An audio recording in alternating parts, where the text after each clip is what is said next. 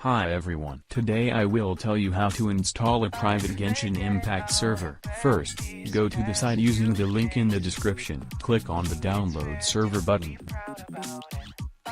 We are waiting for the download and open the archive.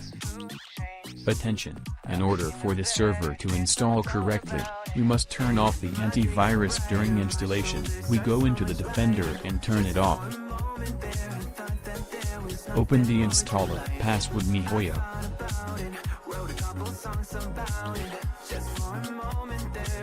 We are waiting for the installation to finish.